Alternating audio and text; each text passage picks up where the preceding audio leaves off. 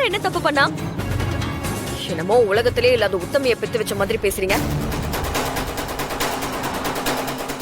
நியாயமா பார்த்தா நீங்களே தானே பஞ்சாயத்து பண்ணி அந்த விஷயம் எங்க வீட்டுக்கு அனுப்பி வச்சீங்க. அதுக்கு நாங்க தான் கோவப்படணும். அவ யார் எப்படிப்பட்டவன்னு உங்களுக்கு நல்லா தெரியும்ல. நீங்களே ஒதுக்கி தானே வச்சிருந்தீங்க. எங்க குடும்பத்துக்கு அவ என்னெல்லாம் பண்ணனு தெரியுமா? தெரிஞ்சுதானே பேசுறீங்க. எங்களோட சொத்தை பறிச்சுட்டு எங்களை அழிக்கிறதுக்காக தினம் ஏதாவது ஒரு பிளான் பண்ணிக்கிட்டு இருந்தா. இந்த பாருங்க, அவளை கொல்லணும்னா நாங்க எப்பவோ செஞ்சிருக்கலாம். ஆனா நாங்க பொறுமையா இருந்தோம். கடைசியில அவ எங்க அக்காவையே கொன்னுட்டா. அதுக்கு கோபத்துல மாற ஏதோ பதிலுக்கு பண்ணிட்டா. அதுல தப்பு என்ன இருக்கு? இத்தனை வருஷம் கழிச்சு உங்க பொண்ணு சாவுக்கு நியாயம் கேக்குறீங்களே, அப்ப எங்க அக்காவோட சாவுக்கு என்ன பதிலு?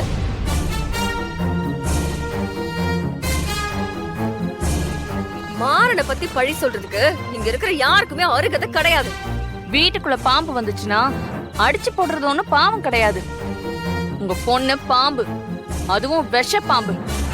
எங்க மாமா அவளை கொன்னது ஒண்ணும் தப்பே இல்ல. நியாயம் பேச வந்துட்டாங்க பெருசா. போங்க இங்க இருந்து. இதுக்கு மேல இங்க நின்னீங்கன்னா அசிங்கப்பட்டு தான் போவீங்க. வாமா, நல்ல வேலையே. எங்க புள்ள வாழும்போது அவ புருஷன் கையால தாலி கட்டிக்கிட்டு நீ எல்லாம் அசிங்கத்தை பத்தி பேசுறியா? மரியாதையா பேசுங்க. ஏய், உனக்கு என்னடி மரியாதை?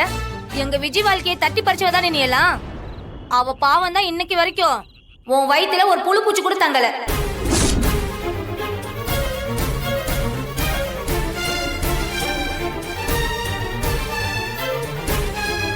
நீ எங்க விஜய்க்கு பண்ண துரோகம் தாண்டி இப்ப வரைக்கும் ஒத்தையா நின்னுகிட்டு இருக்க.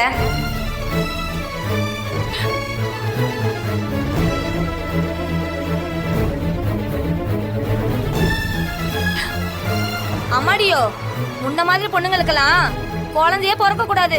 அதான் நீ பண்ண தப்புக்கெல்லாம் கடவுள் கொடுக்குற தண்டனை.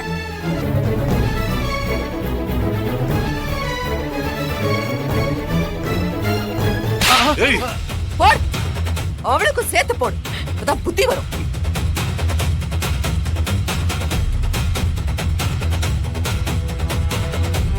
என்ன உன் மொண்டாட்டி பாட்டுக்கு பேசிக்கிட்டே இருக்கா?